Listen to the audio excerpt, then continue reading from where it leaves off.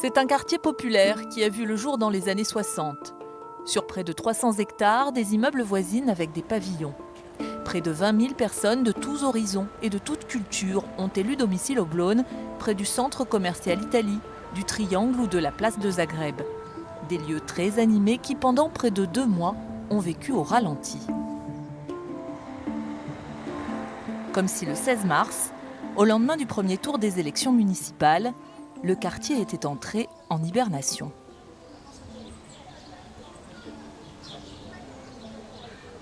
On a croisé Chérine 2 jours avant le déconfinement. Sur son petit balcon, la jeune femme commençait à trouver le temps long. On ne peut pas forcément bouger où qu'on veut, donc c'est assez compliqué. On parle, on essaye de s'occuper, on fait de la cuisine, on s'occupe comme on peut. Confinée avec 3 adultes et 2 enfants, Chérine n'était pourtant pas prête à retrouver tout de suite ses habitudes.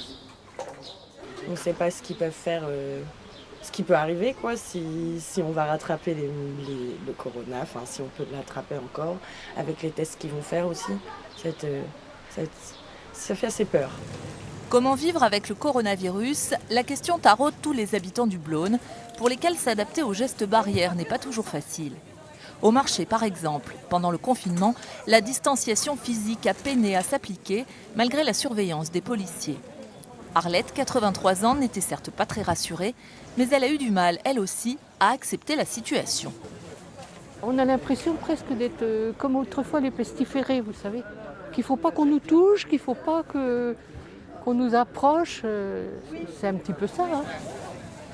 Il est vrai que pendant 2 mois, le marché du Blône, l'un des plus populaires et colorés de Rennes, n'a été que l'ombre de lui-même.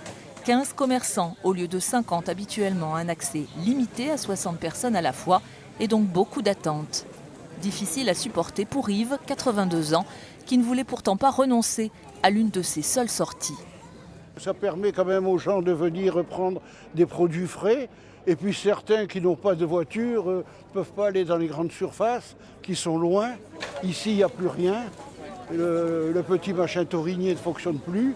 Donc c'est pratique, hein.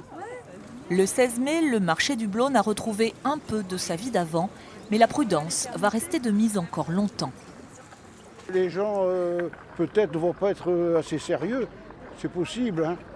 Ou des gens qui vont être malades ou atteints ne vont peut-être pas se déclarer. C'est ça qui est à craindre. Le principal, c'est d'en sortir vivant.